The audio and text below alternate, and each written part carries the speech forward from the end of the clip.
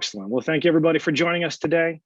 My name is TJ Kelly. I'll be your moderator for today's discussion. Today's topic is the state of mail security, the RaySecur's annual report to look back at 2021. Joining us to discuss this topic, we have our panel of experts. First, we have our Chief Security Officer, Mr. Will Plummer. Will is a 25-year U.S. Army EOD technician, and our Chief Security Officer, Mr. Cody Martin, Director of Mail Security for RaySecur, is also a 12-year U.S. Postal Inspector. And we have Chuck Randolph joining us today, Executive Director, Strategic Intelligence for Ontic, and also the President of the International Protective Security Board. Gentlemen, thank you very much for joining us today. You will hear from each of our panelists. We'll make this more of a conversation style, so you'll get a chance to hear from everybody. Our agenda for the day will cover key statistics and analysis from the report, from the 2021 report. We'll look at a few case studies, examples that have occurred over the year 2021, and a look ahead, how to prepare for events that might occur in 2022. And of course, we'll save time at the end for a Q&A, some discussions. If you do have questions, please feel free to throw them into the Q&A box here on Zoom. We'd be happy to get to those at the end of the session. So before we jump in, just a quick introduction to RaySecur. If you're not familiar with us and our technology, we are the world leader in mail security. We have a number of awards and accolades to back all that up, of course, but the one we're most proud of is that we are qualified by the United States Department of Homeland Security as qualified anti-terrorism technology. So many of you, I think, are already familiar with our technology, but this is not a sales pitch, so we won't go too deep into that. Instead, what I'd like to do is introduce to you how we handle the mail security topic in general. For us, it is more than just a technology question. We consider it kind of a holistic component to physical security, and we comprise that as our 5 pillars of mail security. So you'll hear more about this as we go through the presentation, but we'll highlight a few of these based on our standard operating procedures and some training and capabilities that for the people who are kind of your first line of defense for mail security. So let's dive into the good stuff here. I'd like to bring in our Chief Security Officer, Mr. Will Plummer. Will, can you take us through the 2021 threat report and let us know what we found and how to analyze all that? Absolutely. Thank you, TJ. So today we're going to go through the stats that we compiled through 2021 in open source reporting. There's a couple reasons why we're doing that. One, it's a valid form of collecting information to use for intelligence and to make assessments off of, because a lot of organizations aren't going to self-report, or you just won't get into a lot of government agencies. Let's say their tracking is close as you'd like to. It's a validated way of doing it. The START database center started tracking terrorist events in 1970, and they've been doing it to current times because it's an effective way for finding out information. So a couple of reasons other why we do this. So a single source of mail threat data, there's really nothing out there. So if you go to look at what the ATF, the FBI, or any of the other agencies pick up on mail, they're going to tell you the aggregate number at the end of the year in the report that follows. So usually it's 4 to 6 months into the following year before you get that out. So this is real-time data that we try to collect so we can make intelligence assessments and make adjustments to organization requirements as we go down through the calendar year. This one collected for the last 12 months, and to look at what it looks like versus what, for example, the UPS would pull. This is the numbers that UPS reported for 2020. Again, their 2021 numbers will probably come out a little bit later on. Cody, do you have something on this? Yeah, I would just like to say, when we're looking at these numbers, I think there's a couple of key points that we need to look at. You can see there on the slide, there's 400 agents in the dangerous mail program, the DMI program. When you compare that to the fact that I believe the Postal Service processed about 129 billion pieces of mail in 2020. There's a big discrepancy there, right? So they're limited in resources, and they've got a lot of work to do. When you have that compared with the fact that all of these different agencies report things differently, how they codify certain crimes from the federal, state, and local level, you may have an IED go off in a mailbox, and the sheriff's office shows up, they may classify that as criminal mischief, right? So how things get reported, and whether it's the news or law enforcement, has an impact on the data that we see as well. So all that to say that these numbers, as good as they are, it leaves a lot to be desired, and the occurrences are way higher than what we actually see from these statistics. Fantastic. Yeah, important clarification there. Thank you, Cody. So to kick us off into some of those key statistics, Will, can you take us through some of what we learned from this report, keeping in mind sources and a few of the points you've just clarified there? What are we going to learn today? Yep. So what we're going to go over is target types, who's been seen, what showed up, what people thought they saw versus what reality actually was. So 400 plus mail incidents happened in 2021 that we identified. Again, as Cody just mentioned, that number is going to be much, much higher, but that's how we capture data that we can use in a timely manner. And it's generally through media reporting and public domain. And that's, again, like I mentioned, it's a time-true way of finding out something that's going on for organizations that won't self-report, or there's just not enough data and official records to pull it. So for delivery methods in 2021, letters went up significantly. A couple of things. The reason why that is there was a lot of people who were possibly escalating the threat process. They send a tweet, nobody responds. They send an email, nobody responds. Well, I'm going to send physically something that they're going to have to respond to. So letters went up. We broke out packages and parcels for two reasons. One, parcels is something that you can still drop inside a collection bin, the size that we identified as and what they're usually called. And packages are items that are larger. So we also looked at last mile style threats, things that were dropped off and delivered versus what was accessed to the mail stream. But that's the general breakdown. But there was a significant increase in the amount of letters that were sent that were threatening this year. So what's being targeted? Interesting enough that some of this stuff is gone down. So the residents in 2020 was about 32%. Well, now it's down to 23%. A good reason for that is folks are back in the office space, so they're not working out of the home like they were. Another big jump this year was education. So we lumped in things like PTA and other educational groups with education, but groups that were standing up or keeping some of the regulations, rules that were in place by state or federal laws or mandates were the one catching the brunt of angry or frustrated individuals that were responding to it. Next. So this is to show you year over year for 2020 and 2021, the breakdown of what went up and what went down. Religious locations were targeted heavy this year, large swath of that through the South, and a lot of individuals that represented groups as well as minorities. Some of them fell into the religious area. For example, the Disabled Museum in Chicago, which represents the Black History Museum, they basically are a thermometer of how angry people are because they receive threats on a regular basis, being a set organization. Another number that went up is courts and corrections. We call that as also with prisons. So those are pulled together. A lot of that is drugs and smuggling activity, and we'll show an example of that a little bit later on as we go through. The residents number we said did drop, but again, that's because folks went back to the office and started working there to present themselves as targets.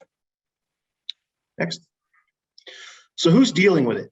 This is an interesting number. So the interesting scenario for ours is the amount of federal responses went up, who's actually there dealing with it, because a lot of these crimes became federal, where folks were trying to send a large enough threat or change the threat from something benign to something that was actually malicious. Sheriff went increased because the local police departments have moved themselves off to where a county's got to deal with it now. And the other one that come up is hazmat. So if you look at most people's SOPs inside of an organization, they say suspect package. Oftentimes those individuals are thinking it's going to be a bomb. It's going to be a bomb. Most of the time, it's not going to be who you deal with as a bomb squad. You're going to deal with police, fire, EMS, and hazmat. That's the ones that are going to respond to what you're having to deal with. Next. So, Will, if I could ask a point of clarification on that, we've spoken in the past about this topic. There's a difference between the primary responder, maybe who arrived there first, and who might actually be the one handling the problem. Is that right? Right. So the breakdown of this one, the way we did it is to say police showed up first, but hazmat had to clear the scene. Hazmat had to be the one to deal with it. We tracked hazmat. So the first responder is going to be, the individual that shows up, as the name suggests, first. But the primary one is the ones that are responsible for the recovery and the clearing of the site itself. Excellent. Thank you. Yep. So oftentimes what we see is hoaxes, and you're going to see things that people put, for example, white powder in place. Well, white powder is often benign, and we'll talk a little bit later about how it's not so benign in 2021, but it still has an intent. So when we put what people think they screened for, or people think they saw, that's what the intention was with the package was sent. So a lot of times you see drugs or whatever, but white powder threats usually break down between ricin or anthrax. People think anthrax is a terrorism event, same thing with ricin. But honestly, those are not going to be large numbers. There has not been an anthrax threat since 2001. You still have to assume that that's the problem, but it's not something that is going to be necessarily the most probable course of action to end up inside your mailbox. So what's actually in the package? This is a breakdown of what was covered. You get a lot of items that fit the white powder persona. The increase this year, a lot of threat letters, that's racist, coercive, extortion. A lot of people went and put the pen to paper and started sending that out this year. Another thing that increased, like I said before, is drugs. That's not only in prisons, we'll talk about that a little bit, but also inside of corporate America. Drugs don't necessarily come up on the first level of our threats that we worry about, but it becomes a criminal activity that we have to worry about inside the company and must look at policies and procedures, try to change how to deal with that. So finally, with the numbers globally, there's some interesting numbers if you look across the world. North America, that's excluding us, Canada had a large amount this year. They had a significant amount of white powder threats that showed up. Asia, Hong Kong, tied primarily to what's going on with China and them trying to push governance changes in location. International targets, majority of them are government. That's who reports and what you see and people trying to affect change. And then substances, they're myriad across the board. There were powder events about the same rate as we had in the United States, but there was a significant amount of other threats that showed up, and they get more bomb threats than we do, and you'll see more IEDs in international events that we have here. Excellent. So thank you for taking us through the numbers, Will. We'll jump into case studies, but before we do, I'd like to remind everyone of two things. First, we do have a few questions coming in. Thank you very much for those submitting questions. If anything comes up, please do throw it into the Q&A box. We will have time for that at the end. So feel free to submit those questions now or any point along. The other is that all of these data that Will is going over are in our annual report, which everyone on the event today will receive a copy of that report. So I recognize we're going through fairly quickly, but you'll get the detailed version of that sent to you afterwards. So Will, can you take us through some case studies? And I think at this point, we'll make it more conversation style. So Will, kick it off if you would, and take us through some of the things that occurred. Yeah. So we boiled down a large number of driving factors that caused threats this year. I mean, there was an entire long list. And the ones that kept coming up boiled down to these four. Mistrust in the media and the government, folks going after those two organizations. Continued COVID response threats and mandatory vaccine policies. The mandatory vaccine policy, for example, you've got organizations that have been remote for 2+ years that are their employees are being fired or laid off because they're not getting the vaccine. Then they're mailing off a package saying, send back your computer and periphery items, and we're going to expect that upon your termination. What do you expect is going to come back inside those boxes besides just the computer itself? And the underlying feeling of lack of representation. Both sides have their own feelings and both sides have their own actions. But when we look at the timeline, I'll run through a quick vignette of how it really affects everybody. Will, it's interesting. As most people who know me know, I'm an avid reader. I love history, listen to a lot of podcasts and interviews. Recently just heard a historian, Stephen Kotkin, who was saying, like, he was on a podcast, and the interview was like, hey, look, what we're experiencing a lot is polarization of issues. And he pushed back and said, I think what we're experiencing is demonization of the other side. And he went on to say the demonization then makes whatever my issue is versus your issue, Will, existential to us. And I think the interesting point from some of the things we've seen thus far is, if something is an existential threat between you and me, if it's polarizing, there's a point at which maybe TJ or Cody can come in and say, hey, fellas, can we talk here? But if we're demonizing each other's stance and that becomes an existential threat, then it's a life, subconsciously or unconsciously, it becomes a life or death issue.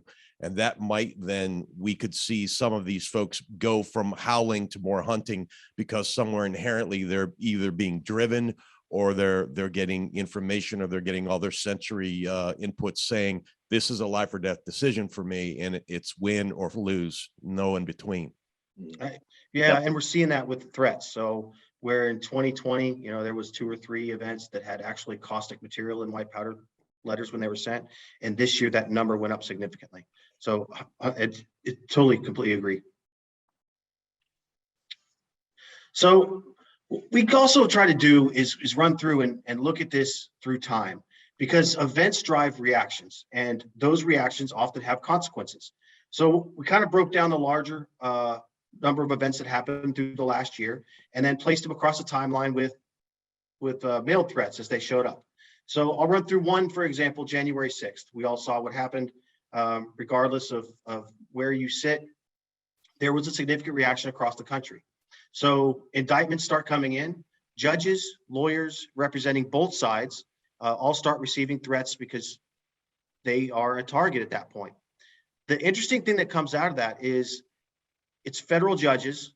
And the reason why you can't, for example, this one, locate it to one specific area is because those people involved in January 6th were spread throughout the entire country. So it's not just one courthouse in a high profile area or high profile part of the world. It ends up being every single one of them. And it's continuing on through the year.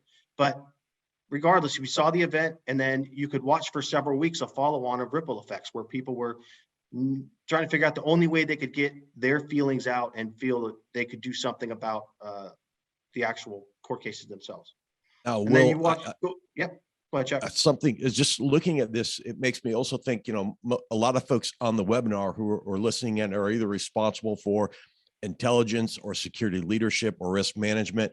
And if you think about these events too, what do we see from a program or programmatic point of view? You see, hey, there's an issue. We're going to invest in the security apparatus, or we're going to invest in that risk apparatus.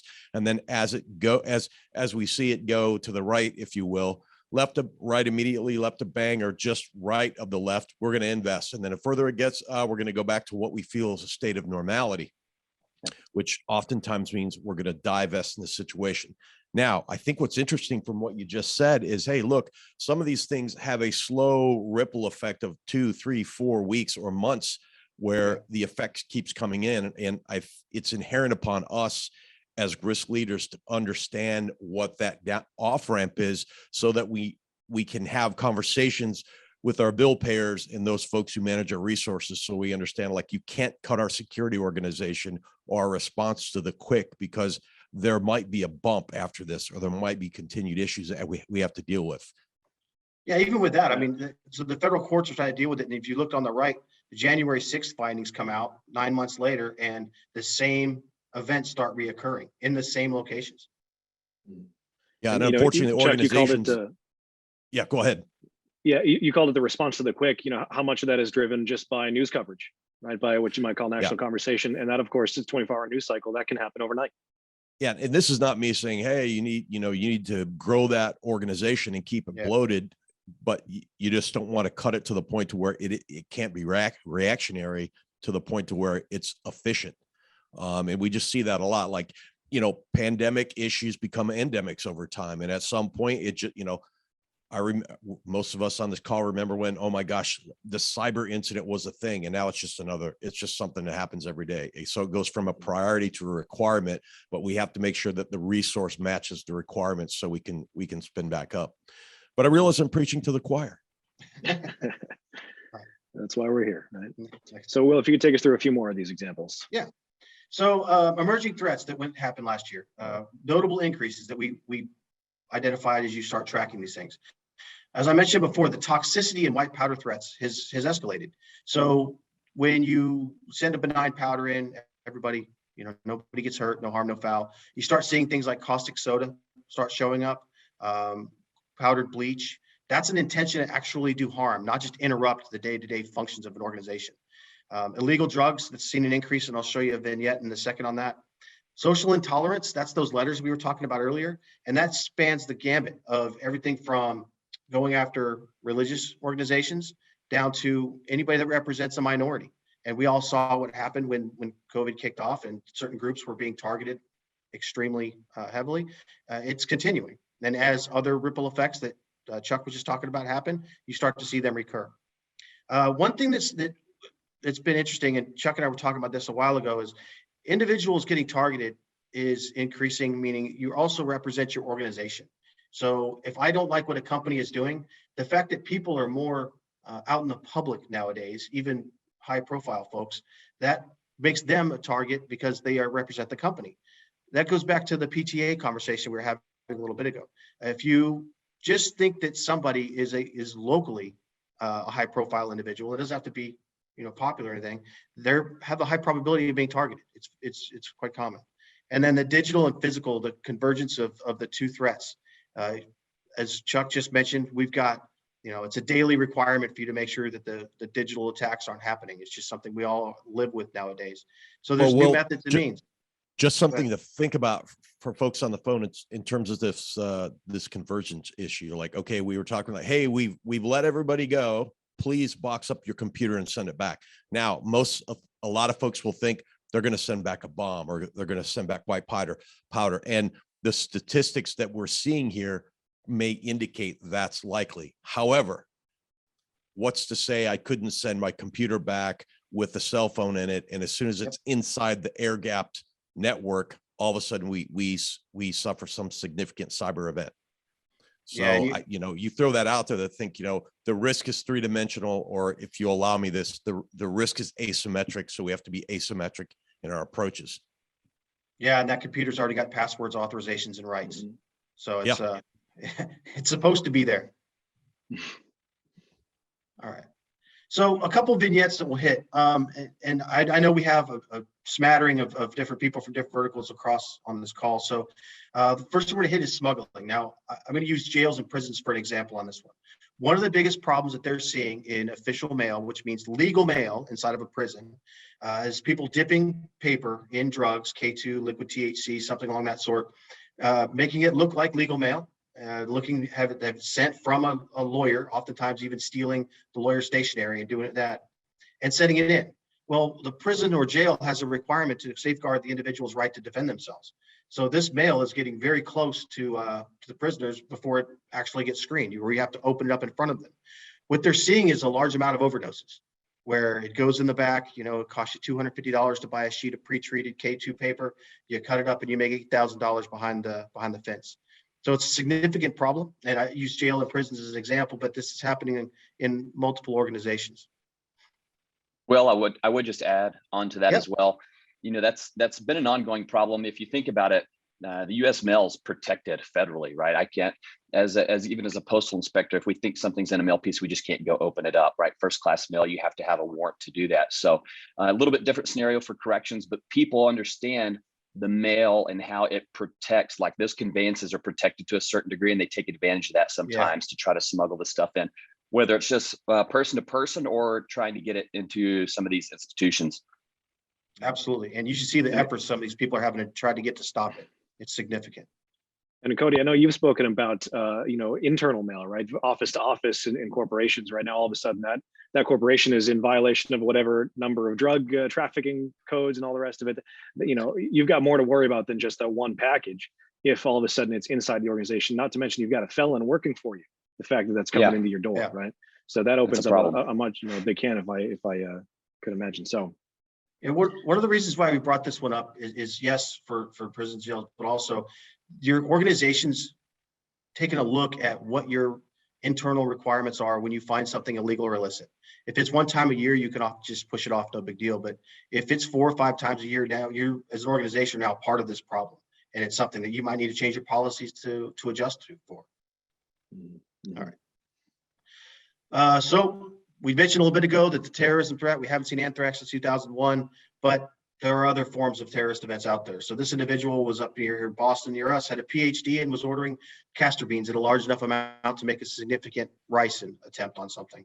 The FBI obviously caught him rather quickly, but the reality is just because we're farther and farther away from terrorist events every day, meaning that through time, their memory fades and you stop worrying about it as a forefront thing you need to pay attention to. They still happen, and people still will try to use the mail to do a lot of nasty things. And ricin is one that does pop up, but it has hit every single president since 2003, every White House. All right. Governments, officials, world leaders. I mentioned a little bit ago, I run down a short list of who had white powder threats last year. Rand Paul was one, Representative Omar, the Republican Party for Arizona contending the election, Dr. Fauci. His comment or quote in Washington Times was, if it's I got it on my face, if it's anthrax, I take 30 days of Cipro, I'm okay. If it's ricin, I'm dead. The reality is these people are targeted regularly, and most of them have their mail screened through some form of protective services. And all of it got through, either to their home or their home office or in their office. So it's something to pay attention to. even the Pope. Obviously, he's a high-profile individual that a lot of folks don't really like, but people sending bullets to the Pope is an obvious death threat. Those have increased significantly this year. We've said COVID like 4 times now, and we've all lived it enough. We're all tired of a lot of the conversations going around it, but it still does drive a lot of people's actions. This is the first one that came out this year where a vaccination plant was targeted because they were doing what they were tasked to do, which was make vaccines. The individual just wanted to disrupt the facility, and most of these times when a facility itself is targeted, that's the entire goal. They might have the motivations to be, they're upset, they have personal feelings, but to disrupt the functions of an organization or the facility doing its end state task. So a quick snapshot there on some of the case studies. So we'll look ahead at what organizations can expect in 2022. I know, Cody, you'll have a bit more to say on SOPs and how organizations can kind of formalize some of that protection. And being aware of time, we're about halfway through the hour, so I want to make sure folks do have time to get to the question and answer at the end. Again, please feel free to submit those as we go along here. But Will and Cody, can you guys take us through what to expect for the upcoming year? Yeah, so we honestly looked at this and said, all right, where are the numbers going? The insider threats, that's going to be something that's going to be big this year. So if you get laid off or fired from an organization, you know how to spell the CEO's name most likely. And if you don't, Google won't let you misspell it. Those people know what functions look like inside of an organization. They know the steps that it takes to get things inside and get delivered, and they'll use that knowledge to their advantage. That is part of the escalation of violence. We think that's going to be something that's going to happen. And I know Chuck, I have something to say about this in a minute or in a second, but the real part of this is this is part of a process that has the ability to go to a very, very bad place. And workplace violence, for example, I used it a little bit ago. You tweet, nobody responds. You send an email, nobody responds. That's the first physical threat that gets sent in. And then you catch it there, you don't know what the next step is going to be. Well, Will, in your guys' report that everyone will get a copy of, you RaySecur indicates, and I'll just quote here, that the focus isn't simply on general disruption of the workplace anymore, but you're seeing a more focus on causing actual harm to recipients. I go all the way back to what we said at the very beginning about this demonization of our issues, and people who maybe have been, cooped up for a very long time, now suddenly feeling the need to go from that howler state, if you'll allow me that, to a hunter state. And they're, the pathway to violence is similar, whether it's workplace violence, whether it's doing something through the mail, or whether it's insider threat. At some point, they're all along the same path. It's just what branch do they diverge off of? Absolutely. So another thing that we're looking at is go back one, TJ. Is corporate is probably going to have a little bit harder year this year than it did last year. A lot of folks have been out of the office for 2 years. We saw the threats on residents starting to decrease. We saw the threats on targets on corporations and companies starting to increase. And with that, it's probably going to continue to do much of the same as people get a little bit more on the howler part to the hunter part that Chuck was just talking to. And then the other thing is an increase in white powder toxicity. That's crept on pretty heavy at the end of last year, and it's showing true so far this year. Canada, for example, had 11 threats 2 weeks ago, all of them to their government and all with caustic material. They're still trying to identify exactly what it was. And then death threat. Yep. Well, let me ask you a question on the white powder thing, just for my own edification. Why do you think white powder continues to kind of be at the pole position in all this? So some of it has to do with charges that can be filed. I mean, if you send a hoax IED in, that's terroristic activities. If you send a white powder benign threat in, that's something that's small, easy, can get through, and it still causes the same reaction to the organization that's being targeted. You have to assume that it's anthrax. You have to assume that it's ricin in worst case. So you're going to get the full-blown reaction every time. And it's a cheap, easy way to get your point across and to cost money for the individuals that you're targeting. All right. Next one, TJ.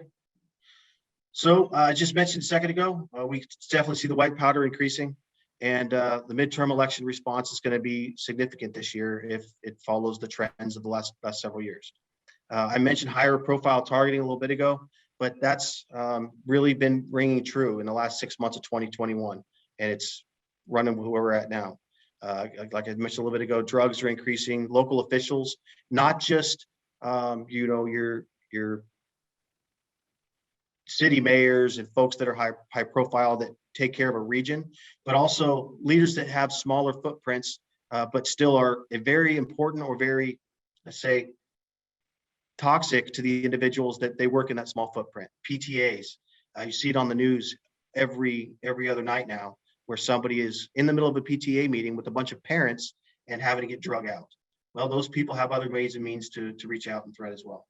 Yeah, those local officials who haven't faced these types of threats before are now suddenly under fire. And if you follow this as a bellwether and indicator, you find some folks who, hey, I just happened to volunteer at my daughter or my son's school, and now I'm receiving very explicit emails, very explicit parcels and threats that, like, I had never, I didn't volunteer for this. And there's no apparatus, there's no training, there's no discussion that says, hey, Will Plummer, you're the PTA president, here's what you should do if the issue should happen. Yeah, and if you look at the events that happened throughout the year, and honestly, like I said, the last 6 months is really where it picked up of 2021. You could see them coming. Summer's over, kids are going back to school, for example. Let's stick with the PTA conversation. Summer's over, kids are going back to school. Policies are changing at the federal, state, and local level, and everybody's got their own opinions. And those are sensitive areas. When you combine that together and you put people's kids in the situation, you end up with very explosive responses to hopefully somewhat benign problem sets, but people just really get involved in that stuff. Yeah, absolutely. I mean, and look, I think TJ mentioned it earlier too, and this isn't my personal comment on any of the media, but we know there's, we have to deal as practitioners and risk practitioners, we have to deal with bias. We understand we have bias. We know that, hey, if I'm going to go read this site, I'm going to go validate some of this key information. But other people may not have that innate understanding that, there's over 180 biases we have to deal with. And every time I see this issue, it just further pushes me into my issue because of the echo chamber I live in, to a point where, like, Will Plummer, I can't stand the fact that you're PTA president and you're making me do something I don't like. Absolutely. And as you said, now my kid's in the mix. Okay. So go back real quick. So through February 2022, just for up to date for now, we've got a number that's about 5% over what we were at in 2021 in the United States. International numbers, and I know we have a lot of international companies that we represent or represented here, those numbers have gone up 100%. So it was 46, 48 events last year through February 15th. It's at 100. So internationally, this is increasing as well.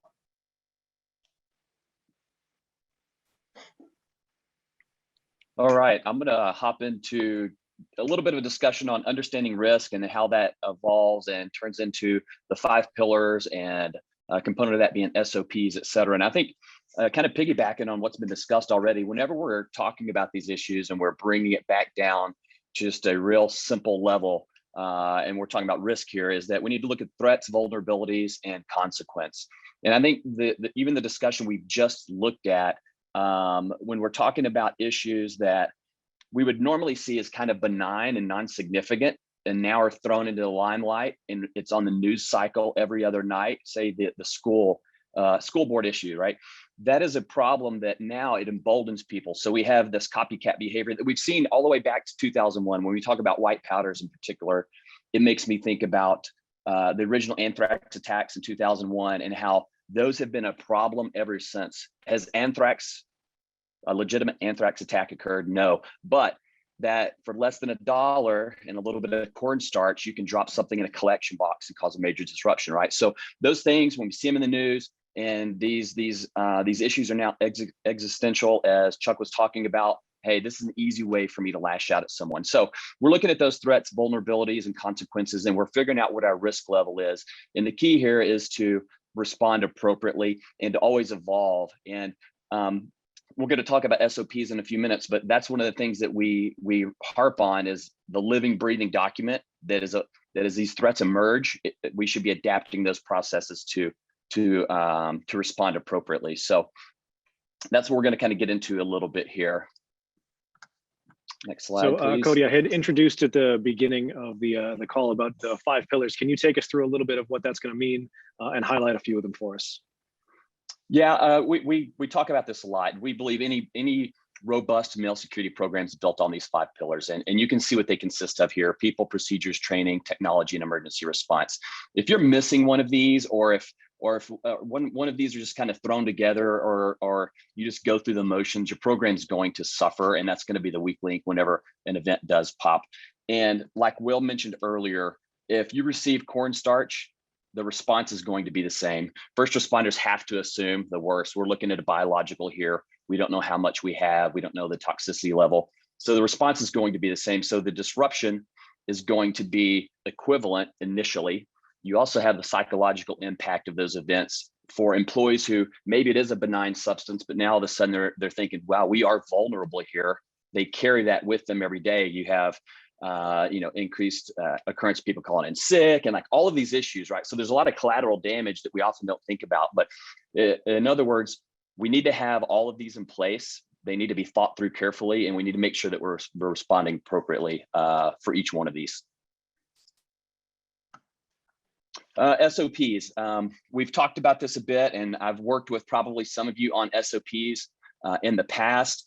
And these are critical in dealing with mail-borne threats. I mean, we have to have something in writing that people can go to. They need to be familiar with it, and they need to be able to work through a process to respond to these incidents. They help set standards, training, your screening processes in particular. They have guidelines for how you respond.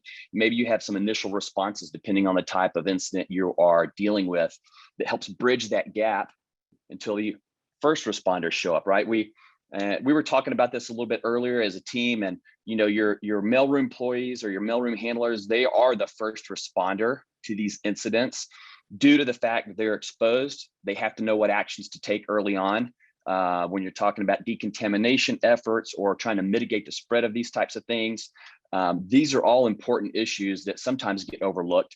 And I think the important thing here to remember is that even if you have SOPs and they're on the books, they should be changing. If I've worked with you in the past year or two, those need to be changing as things are occurring, right? Our processes have changed internally on how we handle SOPs, and yours should be as well. And I think that an important component of that is tracking incidents. And I think we mentioned it earlier, but escalation of threats is a huge thing. And I think, Will, even in your statistics, and I may be wrong here, but I think it was something like 25% threatening letters.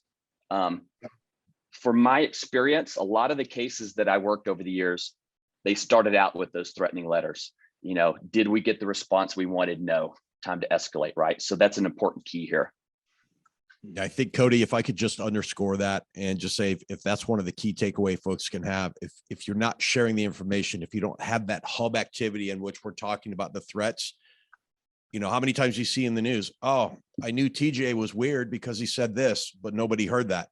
But everybody heard it, but nobody tracked it. And we don't have an incident tracking. We don't have a way that we can consistently track information, have combined operating information, which creates language in a combined operating platform.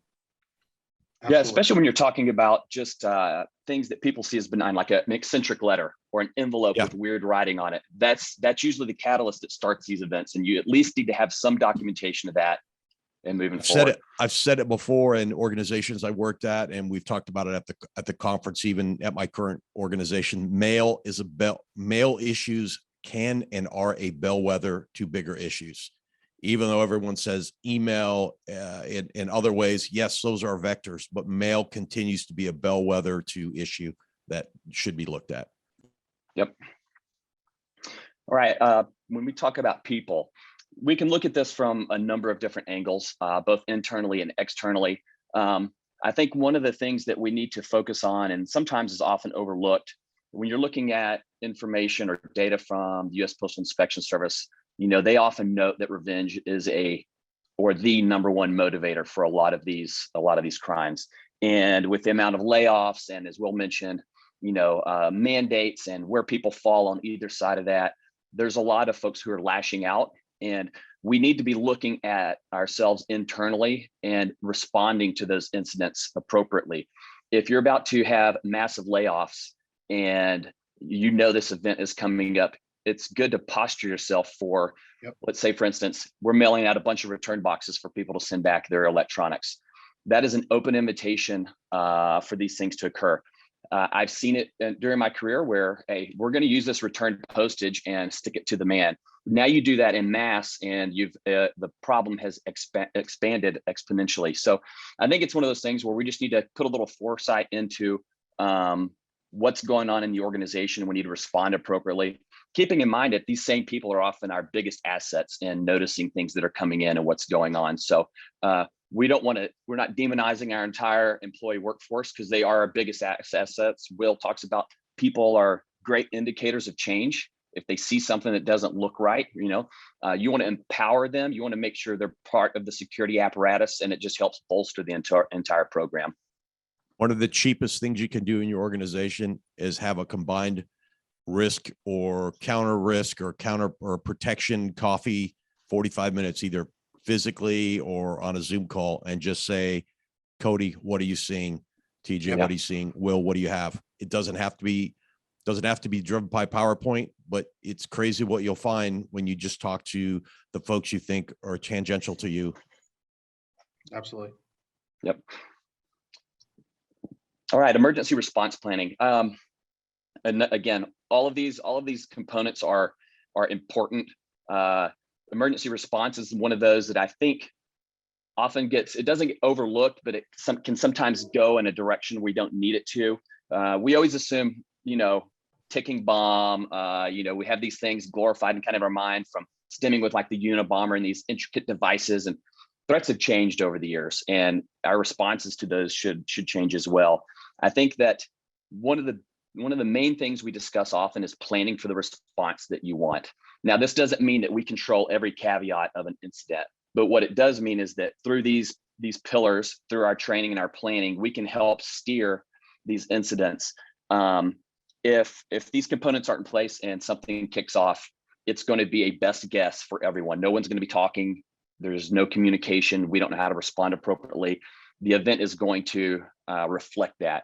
However, if we know our SOPs are in place, our mailroom handlers, they know what to do. They know how to go through decontamination. They know how to communicate with the security folks. The security folks know who to reach out to outside the organization. Now, all of a sudden, we're controlling that in a much more refined manner. And just like the slide depicts here, we can have an incident, say with a white powder letter, and maybe you have two choices. You're going to call 911. You're going to have a huge response. They're going to show up. If you're in a major metro, maybe there's a hazmat team at the fire department who can come and screen. They'll test the substance and give you some sort of idea what's going on, right? A lot of hoopla, if you want to say, with media possible and things like that. Maybe an option is, hey, you put some planning into place. You know that the inspection service, the U.S. Postal Inspection Service exists. You give them a call. A DMI inspector shows up in an SUV. They screen the material with the same equipment. You get a response. You get your answers right then. Much lower key. Now, the key to all of this is that you need to make those decisions yourself, and they need to be based on information you're gathering. So you may not be able to wait for USPIS. You may have to have that immediate 911 response, right? So you need to empower your folks to be thinkers and to work through these problems, and your SOPs need to allow them the flexibility to make those decisions. It can't just be a hard line in the sand saying you have to go through all of these steps, right? So I think that's the key there. You just want to make sure all the pieces are in place to allow you to respond the best way that you can. There's a couple other things that are really important that often get forgotten. People look at these events, and especially SOP practice, right? And they'll look at it and they'll go, look, we're going to run this thing on March 15th. It's going to be great. We're going to bring everybody in. Well, most of the time when you run those events for real, all the people that is everybody aren't available, and it's left to a small group of people to act independently. Yeah. So that SOP, the training, it needs to be relevant. So something realistic. Let's not try to swing in from the ceiling with ropes. It needs to be repeatable. So it's not just March 15th, it's also April 33rd or whatever other day of the year you choose to do. It's also reliable, something that can be done, and you don't need equipment that's not necessarily available at all points in time. And then it needs to be able to be repeated, and just keep working your way through it. It doesn't have to be a very complicated process. It's often just a thought event that's followed on by a little bit of practice, a little bit of training, and it goes a long way. I think you hit on an important component there, is that the stakeholders, everyone needs to be involved in these types of incidents. It can't simply be, hey, I'm going to hand this off to a facilities manager who's going to work with the mailroom and they're going to handle it all. Because when something does happen, you have, a large component of the organization has no idea really what's going to occur. And they're going to be asking questions. They're going to be demanding answers because they're not familiar with the process. So everybody at the top all the way to the bottom has to have buy-in, and they need to be involved in this. And it doesn't have to be a big production, right? But there has to be something that brings everyone aligned and where people know what's going on. Absolutely. All right, just to kind of wrap this little section up here, I think what we're trying to do is close this mail security gap. Like, this is something that's often overlooked, and we're trying to address that in a very specific manner. In order to do that, and just to kind of summarize things, in my mind, we need to identify the problem. Like, what are we looking at here? We need to understand the risks and the likely threats associated with that. And that's something that's ongoing. We're doing it weekly, monthly, daily. We need a holistic solution, which we've been talking about here. So that's going to include, people, process, and technology. Using the right tools is a big part of that. There's not a one size fits all approach. You need to look what your organization needs and find the tools that support that. We have to have validated standards that we adhere to. And that's kind of summing these things all together. And once we have those in place, I think it allows us to close this mail security gap. And once we do that, I think we'll start to see that needle move in the right direction and really start to push things forward. Mm-hmm. So that's all excellent information, gentlemen. Thank you very much. Will, since this report has a whole lot more information in it, can you sum it up for us so folks will know what to expect when they receive that report? We've got a bit more information here for additional resources. Yeah, so what you're going to get is a breakdown of what obviously happened, assessments on up and coming trends, kind of like what we covered here, the highlights. But if you really want to get in the numbers and look at your vertical or your organization or where you work in the industry, there's some information in there for you. We also have a website that we're kicking off that'll allow you to track events through time, so you can watch them happen, and it'll have the news event that it's driven from behind it. So if you want to see what's going on inside of Dallas, you drill down in Dallas and you can look at what's going on in your neighborhood. And then, like I said, we're always available at, the end of these webinars is always, hey, please contact us. We'll put our stuff up there in a second, but we are always available to help if you have any requirements. Excellent. Thank you, gentlemen. So with that, what I'd like to do is open up for Q&A here and turn it into more discussion style. So what I'll do is I'll turn off the share and we can just kind of, turn this into just the panel here discussion. So a few questions off the top, people asking about getting a copy of the slides. Yes, everyone attending will get a copy of both the recorded video and the slides. And so moving on from there, we got a question here about international. As terrorist threats grow and events encompass more countries, will we see the trends continue to grow across internationally? You mentioned the 100% doubling from last year to this. Do you see that trajectory continuing or changing, or how will that be kind of evolve here? Yeah, unrest causes people to react and act out, and it's going to continue to happen. That's kind of why I mentioned the stuff for the midterm elections. I'm not saying that that's going to be combative, but what I'm saying is that events that do cause people to have problems and concerns, they will start acting out. And as Chuck mentioned, this is a bellwether event, and you'll see these things, and it's a way to see what's coming at your organization. But yes, internationally, it's gone off internationally significantly. It's a good point to say, hey, if there's intelligence folks in your organizations, whether they're protective intel folks or some geopol folks or they're criminal intel folks, they're likely staying up on what's coming up. Yep. Again, when you have that conversation, if you don't have anything else to ask, hey, intel person, can you tell me what's coming up? And then the question should be, what's our play in that? Mhm. There are a few questions in here highlighting specific countries. So the first two that jump out on the list here, Ukraine, given what's happening even just this week, Mhm. and also a review of Canada, since you had mentioned that, well, there were a few numbers of incidents there. So I guess one seems to be forward-looking, the other back. So I don't know, Chuck, if you want to weigh in on your take on the current Russia-Ukraine situation, if we can expect anything to change dramatically, what to expect, anything jump out at you there? Well, I think of interest, of course, you'll see groups that are in support, possibly doing something against individuals or organizations they see that are not in support. Now, if I put on my old Army hat, and I think I can say this without getting in trouble, mail is a good way to disrupt. If you think about what do a lot of, say, information operations folks want to do, they want to protect the network or disrupt the network. Everyone might think, well, cyber. Well, mail might even be a better way to do that than just a straight cyber attack. So while I'm not saying it would happen, I would say as if we see, hopefully we don't see it, but if we see a conflict escalation, that might be something, especially if you're in, say, the industrial defense world, or you're straight in the defense world or the supply world, looking at, what are we doing for extra screening for anything that's coming in from overseas. Absolutely. And then, Will, can you give us any more detail on the Canada events that you highlighted earlier? Yeah, so Canada caught a bunch of extortion and white powder threats last year at testing facilities. They were working through trying to validate the vaccinations. And then the ones this year it was in Nova Scotia. It was 11 total events over, I believe, a 7-day period. And those, again, as of 2 days ago, they were trying to figure out what that material actually was. It came back and said it was not biological, it was not chemical, but it still was caustic enough in nature where it had people physically react to it. Canada just got a big number because they have a lot of events and they're physically separated. So a person that's upset at their leadership might be several hours away because it's a very big country. And it's often hard to get from point A to point B, especially with all the lockdowns they've been having. So this question moves in the direction of digitizing mail. I know we talk a lot about that in the context of the corrections industry, but they're not alone. There are other organizations that are, moving to a more digital format.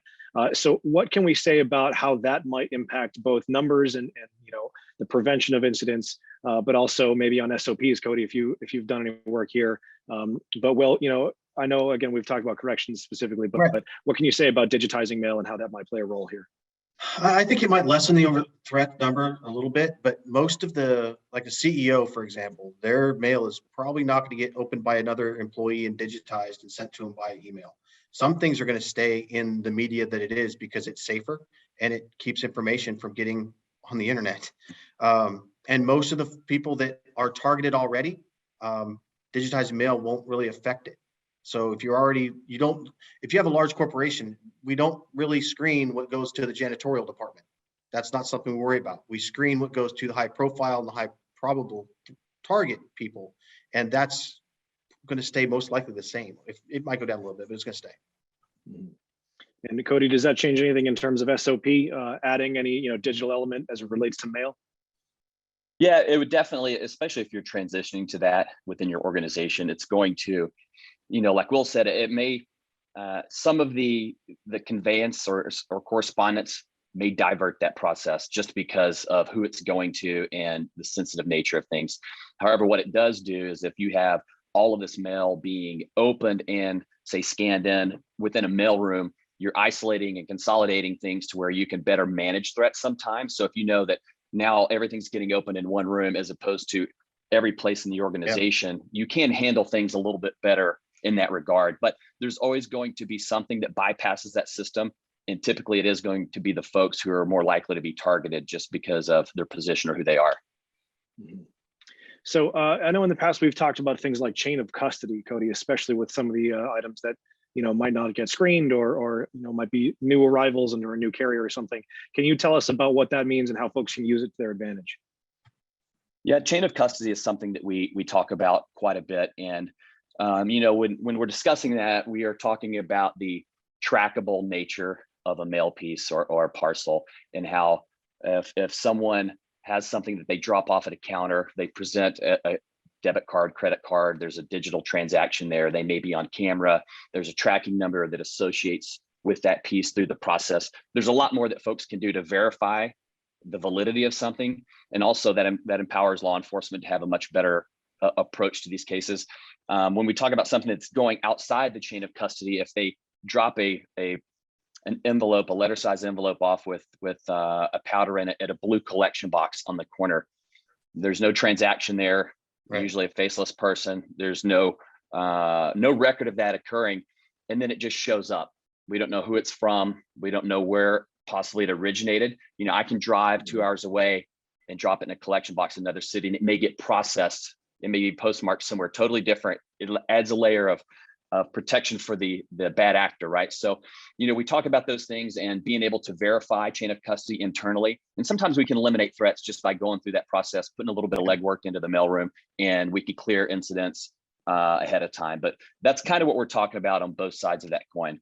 There's one more point to that, TJ. So the amount of times last year where a FedEx or a UPS employee is the one that turned the drugs in, for example, that's a private corporation. There's no federal support that you sit there like with USPS. So you'll see where an employee for FedEx, for example, thinks something's goofy, doesn't like what they're looking at, and they'll just open it. And the very next call they make is to the police, who end up showing up, and it never leaves the first facility, and everybody gets arrested at that point. But that is very common. You present yourself, people start asking questions. And I would just add one more point on that real quick, TJ, is I think we mentioned last mile earlier.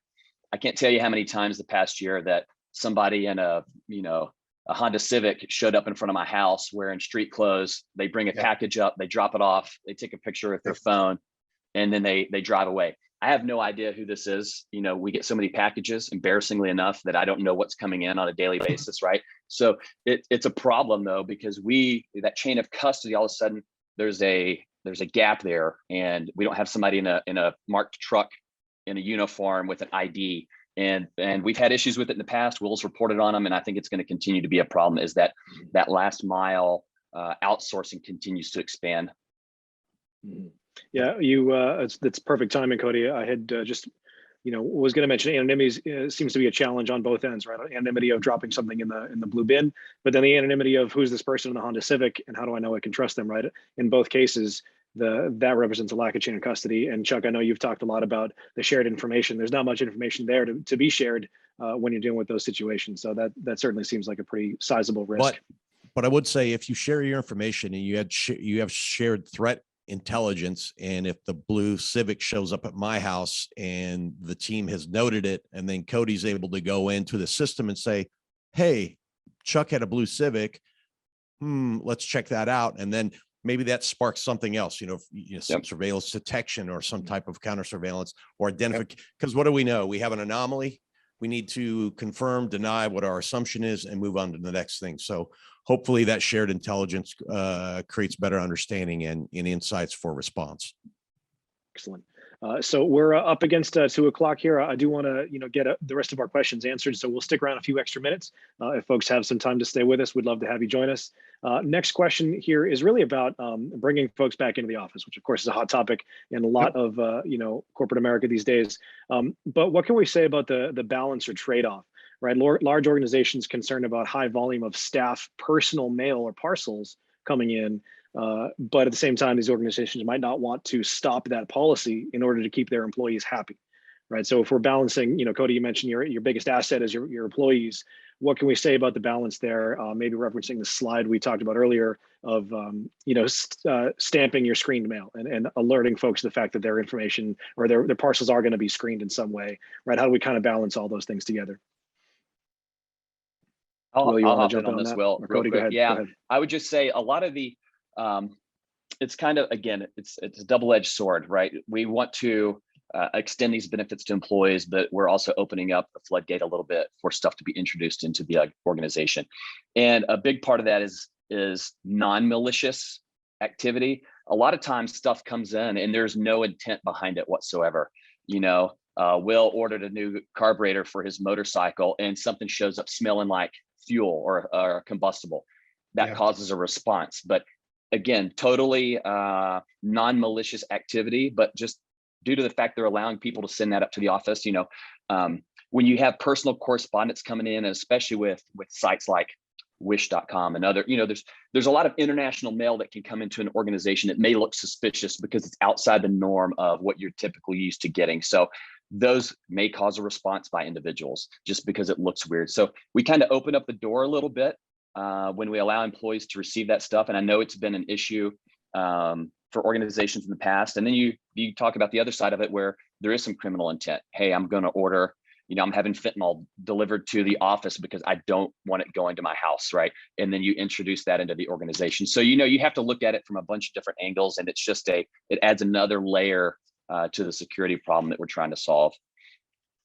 One of the better ways I've seen how to do that is it's probably 50-50 companies that allow personal mail versus companies that don't, is they cleave off personal mail immediately when it enters the facility.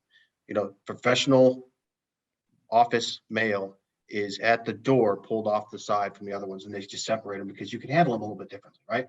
A lot of those other events, companies do it really well. They have a good policy in place that the clients, their employees understand.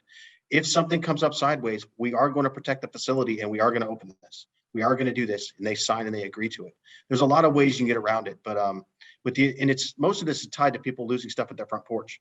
All the thieves that are taking everything, that companies reacting and trying to take care of their employees because they wanted to be in the office working and not worried about what's going on their stoop. So there's good ways to get after this problem, and it's another conversation to have. We'll probably go later, a little longer, but it's a legitimate problem. Mm-hmm. And so how would you relate that, Will, to a question here about insider threats, right? In corporate security, everyone is worried about, for example, the active shooter threat is the number one topic I hear people discussing.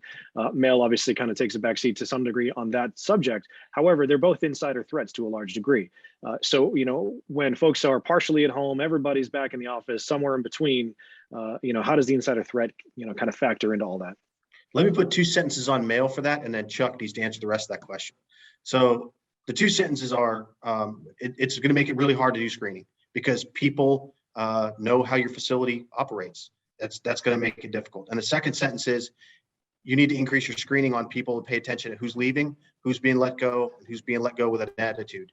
And that's probably, you need to put focus on them. And you have to identify. So we're now going back to let's just all say hybrid work activity. And, you hear this idea of like security at the edge. Well, it really is at the edge now. And the edge is wherever Will Plummer is. The edge is wherever TJ is, or Cody, or the CEO, or that person who happens to know how the secret sauce is made, or the head of HR, or whoever the luminary in the organization could be, government, non-government. And we need to have a thought process in which we're saying, hey, if Will Plummer gets mail at the brick and mortar organization, or mail at home, or mail somewhere else, what are we doing to make sure we have some extra screening around those? And then what does Will's spouse do if a package shows up and he's gone and it's addressed to CSO Will Plummer and something's wrong? And so I wish I had an answer to say, go do these things, but I think the answer again goes back to grab those folks in your organization that are tangential partners and say, get a cup of coffee and say, I have an idea, or I have a thought. How do you think we should react to this? Yeah, that's a really solid way of looking at it. And I mean, the other thing I would say, sorry, talk to your peers. Yes. Your peers have had solutions put in place. They've already probably practiced some stuff.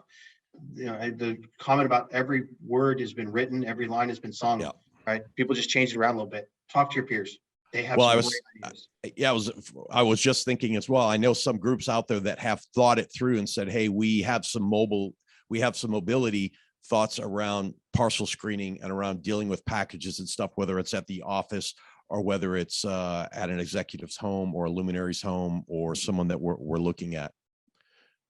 I was just having a conversation this week with a Fortune 500 company that has a close partnership with their local USPIS office, and representatives from the PIS will drive up and do training, and they work very, very closely there, given the volume of mail that they handle, and it seems to me almost unheard of, but an excellent idea, right? So including peers, there are other resources out there, to keep your teams updated, informed, and well trained. Yep.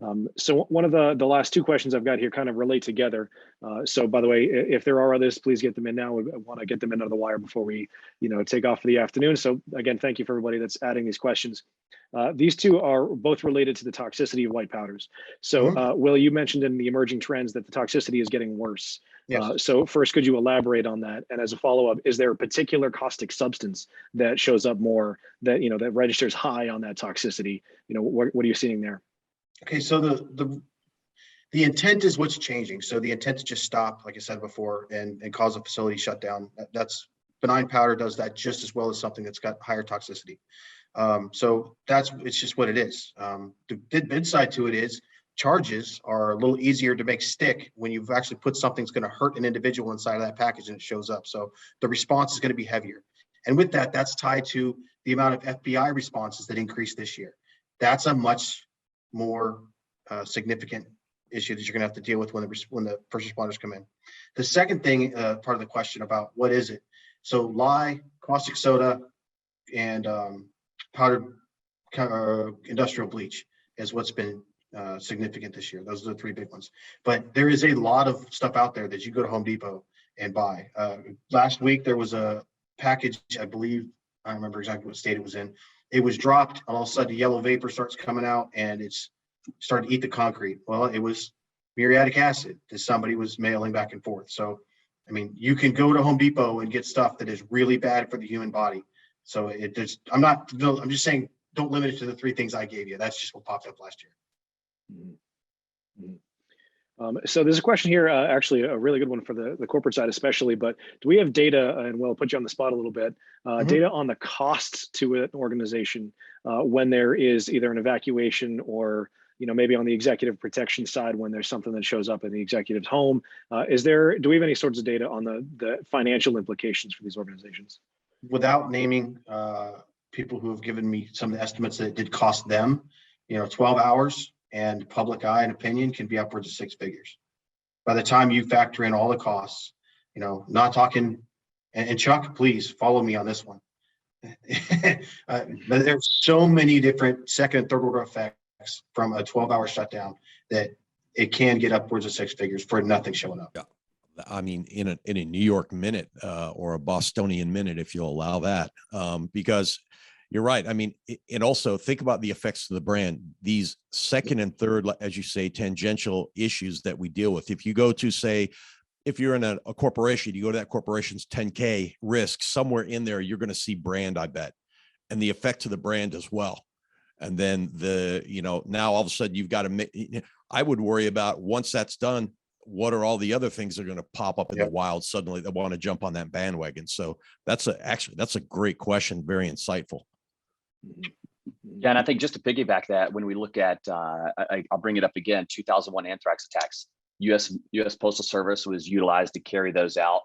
Now, all of a sudden, everybody in the country had white powder showing up at there. So the downstream effect from customer standpoint, psychological, you talked about earlier, brand, that's a huge part of it. And then, the lingering effects, yes, we can calculate the cost of a first responder response and decontamination and shutdown, but then the kind of the prolonged effects of, you don't know what kind of business you may lose or might be hurt in the long run. And those are kind of intangibles that we can't really track that well. Yeah, these are all excellent answers, and I appreciate your help on this, gentlemen. There are a few additional questions coming in, so if we've got an extra minute or two, again, thank you for everybody sticking around. We still have quite a few folks on the line here, so thank you all for joining. One I wanted to add is that we had somebody throw in a comment here to give their own answer to our question about costs, and that is that there was an 11-minute lockout that cost the organization $300,000, and it turned out to be a false alarm. So if that gives you any indication, that was in the last few years. So 300 grand for 11 minutes with no real threat there. But it's very interesting because, Ontic has their own report that's just come out, and this is not me shilling for that. But one of the things we indicated in that was that the risk and cost to the business of the ignored risk. In other words, the assumption that things are fine. And I think as this person put out, and by the way, thanks for being brave and giving that out there. Absolutely. The assumption, we're all fine here, gang, until we're not. It's happy birthday until we've taken the assumption and negated it. Right. And we have this conversation all the time, right? And I tried not to highlight it too much here, but because I have my opinions on assessments and what people do. And some people that they just flat say, we can accept the pain.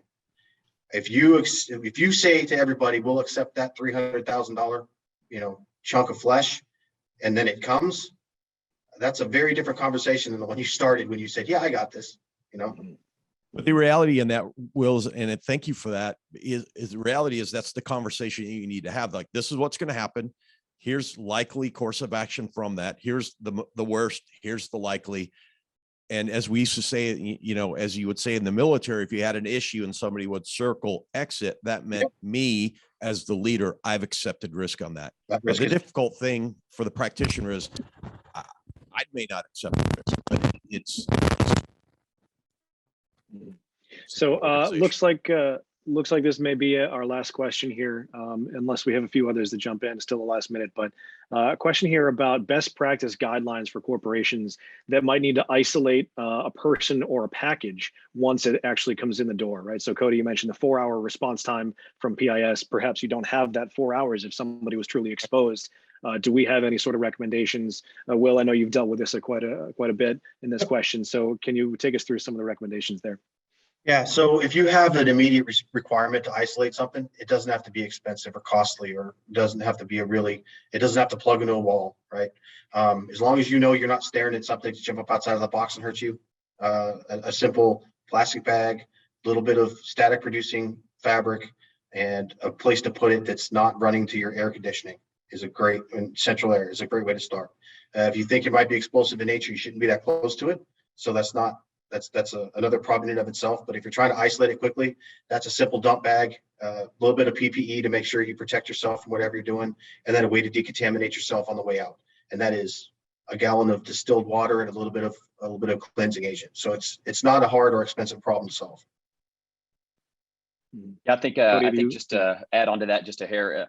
Usually, where we see the breakdown, again, these solutions, they do not have to be complicated to get some sort of response in place. Usually the hesitancy is, I don't really know where to start, so I don't do anything at all. And we see that often with just decontamination procedures. If somebody gets a little bit of powder on their hands or something, right? And it's a non-threat, it's some, an external third party, something that got on there, right? Powdered donut.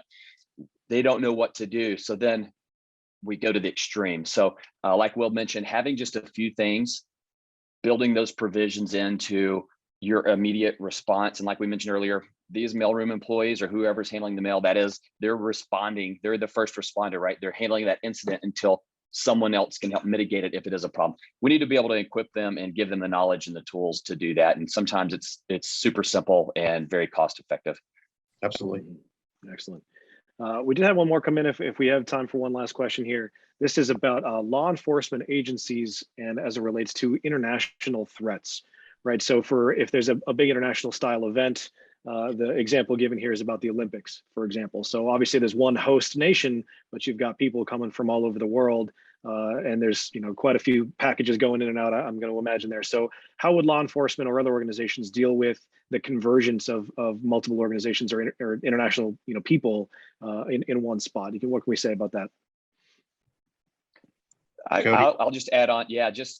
From my experience, those types of things are kind of a logistical nightmare, right? Sometimes or all the time. We dealt with those even in my capacity of my old job, where you have large events, whether it is major sporting events like that. Maybe you have, the UN has some sort of event going on. And you have people coming in. It is a tactical nightmare to try to mitigate all the risks associated with those. So typically, we'll just look at it from a domestic standpoint. Something is happening here in the States, and there's a collection of people from all over, and it's an international event. You have federal agencies who are stepping on each other's toes by no fault of their own, right? They're trying to do the best they can. Yep. You have local jurisdictions who are interjecting their expertise and manpower. You have foreign entities coming in that have a role to play regarding their folks. And everyone is trying to do the best they can, but oftentimes, there's just there can be a breakdown in the communication. Like Chuck mentioned earlier, if things are happening, how do you report that across all of these different agencies and entities in a way that's timely and is effective in mitigating some of these things. And I'll say that, you know, like for us, the inspection service, we have a very specific role. And during these large events where typically we may screen, say, just US mail, we are, it's DHL, it's FedEx, it's UPS, it's everybody. Like we're coordinating with third-party carriers, et cetera, to try to get as much of a robust coverage and response as we can. But again, there's just a lot of hands in the pot at one time, and it's hard to get everybody on the same page. That's just from my personal experience. I mean, other individual results may vary. Mm-hmm. Mm-hmm. And Chuck, I imagine that's going to be example number one on shared information, right? You've got all those parties working together. There's a lot of same page that needs to happen. But this is why I say common operating information before common operating language, because if Cody, you know, if he speaks English, but he thinks in French, and I speak English, but think in German, but we have data and when information or telemetry, anything that's coming on, and we can all look at the information from our optic and our language and say, red is bad, green is blue, or green is good, red is bad, whatever. Then it starts a common, then we can start having language around the threat and the information that comes in, especially in the mail space, because you've got so many different people coming in, and every organization has culture, and culture is going to walk in and have a say in what's going on there too. Absolutely. But we should save that for another. Yeah, an entire topic unto itself. Well, excellent. Thank you everyone for all the questions, for sticking around with us this long. I know we're a few minutes over, so again, appreciate your patience. And there are still quite a few folks online with us just now. So thank you all for being here. Chuck, Cody, Will, thank you so much for your information, gentlemen. Always a pleasure. Thank you.